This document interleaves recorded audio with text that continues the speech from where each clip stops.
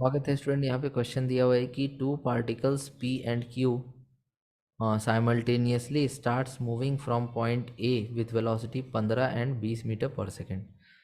तो हमारे पास दो पार्टिकल है, एक है P और एक दूसरा पार्टिकल है Q। दोनों एक पॉइंट A से मूव करना चालू करता है एक साथ, जिसमें कि P का जो वेलोसिटी दिया हुआ है वो दिया हुआ है 15 मीटर पर सेकेंड और जो Q का इनिशियल वेलोसिटी दिया हुआ है वो दिया हुआ है 20 मीटर पर सेकेंड। अब बोल रहा है दोनों पार्टिकल सेम एक्सेलरेशन से मूव करता है, मतलब P का एक्सेलरेशन A है और Q का एक्सेलरेशन भी A है, लेकिन यहाँ पर ये भी बोल रहा है कि मैग्नीट्यूड सेम है, वैल्यू सेम है दोनों के एक्सेलरेशन का। चाहे आप P की बात करें चाहे आप Q की बात करें, दोनों का एक्सेलरेशन तो सेम है लेकिन ऑपोजिट है डायरेक्शन में। इसका मतलब अगर एक के लिए प्लस ए लोगे तो दूसरे के लिए माइनस ए लिखना पड़ेगा, अदरवाइज फिर दोनों में फ़र्क क्या रह जाएगा, समझ रहे हो। तो ए का जो मैग्नीट्यूड है वो दोनों के केस में अलग अलग है। जैसे कि फर्स्ट केस में ए है तो दूसरे केस में माइनस ए है, क्योंकि ऑपोजिट डायरेक्शन का मतलब नेगेटिव साइन।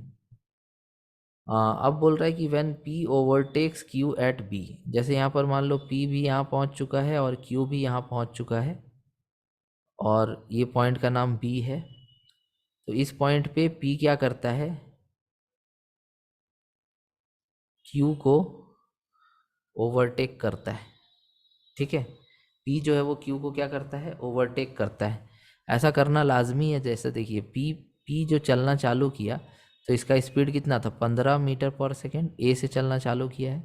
और यहाँ से दूसरा जो पार्टिकल है, एक और कौन पार्टिकल है, Q है, वो भी A से ही चलना चालू किया। इसका स्पीड कितना है, 20 मीटर पर सेकेंड। अब एक पर एक्सेलरेशन ऐसे लग रहा है और दूसरे पर एक्सेलरेशन ऐसे लग रहा है। तो पहला वाला जो P है उसका एक्सेलरेशन वेलोसिटी के डायरेक्शन में है, तो ये धीरे धीरे बढ़ेगा बढ़ेगा बढ़ेगा और एक समय में जो इसका वेलोसिटी है Q का वो धीरे धीरे घटेगा घटेगा घटेगा, क्योंकि इसका एक्सेलरेशन ऑपोजिट है। तो एक समय में P ज़्यादा तेज हो जाएगा और Q धीमा हो जाएगा, तो जाहिर सी बात है कि P जो है वो Q से आगे निकल जाएगा।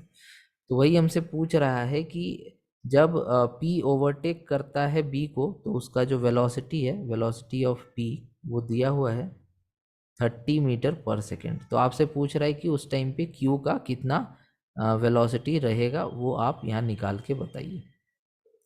देखिए आप इक्वेशन यहाँ जो यूज़ करेंगे वो ये यूज़ करेंगे कि V equals to u plus a t होता है।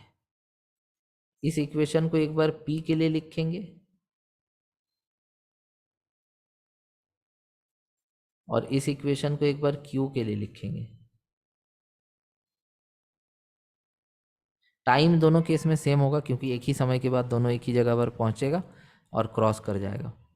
तो वेलोसिटी ऑफ P कितना हो जा रहा है, 30। इनिशियल वेलोसिटी ऑफ P कितना था, 15। एक्सेलरेशन कितना था, a, और टाइम है t।